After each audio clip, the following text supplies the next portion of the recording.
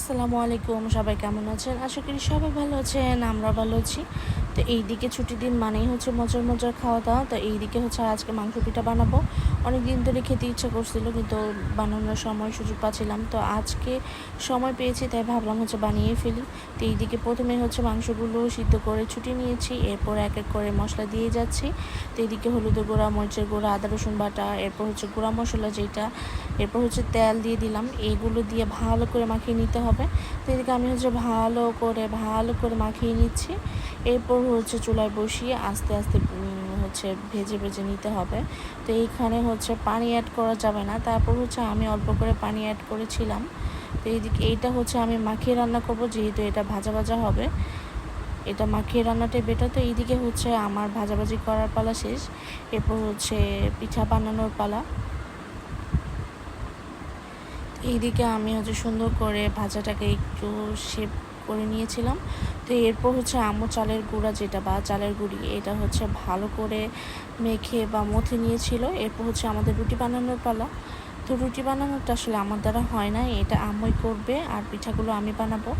কারণ আমি চেষ্টা করে হয় না, মাঝে মাঝে মনে হয় যে 1 কেজি আটা নিয়ে হচ্ছে বসে যাই বেলার জন্য, শিখতে হবে। কারণ এখন আম্মু আছে, আম্মু বানায় খাওয়ায়, কিন্তু এরপরে আম্মু না থাকলে তো নিজেই করতে হবে, ভাই বোনদেরকে নিজেই খাওয়াতে হবে। তো এইদিকে আম্মু খুব সুন্দর করে গোল গোল করে হচ্ছে রুটিগুলো বেলে নিচ্ছিল।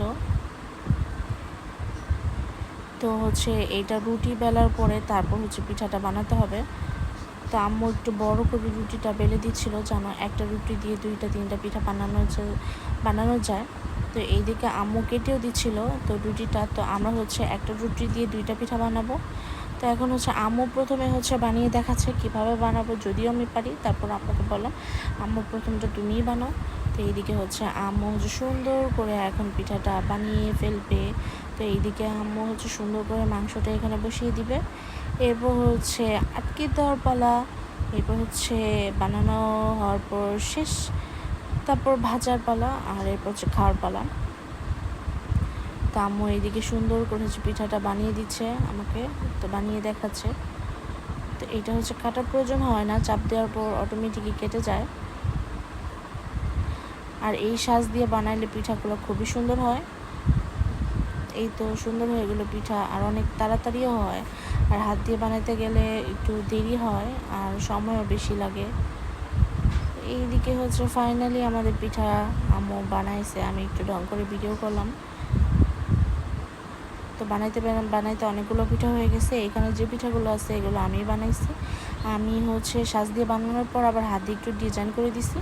তো এরপর হচ্ছে ভাজার পালা। এইদিকে আম্মু হচ্ছে বসে বসে ভাজবে আর হচ্ছে রুটি বানাবে। তো আম্মু একটা একটা করে সবগুলো পিঠা দিয়ে দিচ্ছে। তো আমার আর মন মানছে না, মনে হচ্ছিলো খাই।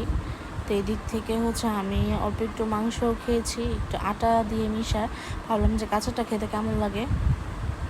যাক, মজাই আসলে। এই পিঠাটা কম বেশি সবারই অনেক পছন্দের পিঠা, স্পেশালি আমার জামাইয়ের এটা খুবই একটা পছন্দের পিঠা। সে অন্য কোনো পিঠা খেতেই চায় না, তার একমাত্র এই পিঠাটাই খুবই পছন্দ। তো আম্মু ধীরে ধীরে সুন্দর করে ভেজে নিচ্ছে, আর পিঠাগুলো হালকা ফুলেছে। তো তো কে কে পিঠা খাবেন চলে আসেন। আজকের ভিডিওটা এই পর্যন্তই। সবাই ভালো থাকবেন আর আমাকে সবাই সাপোর্ট করবেন, লাইক শেয়ার দিয়ে। আসসালামু আলাইকুম।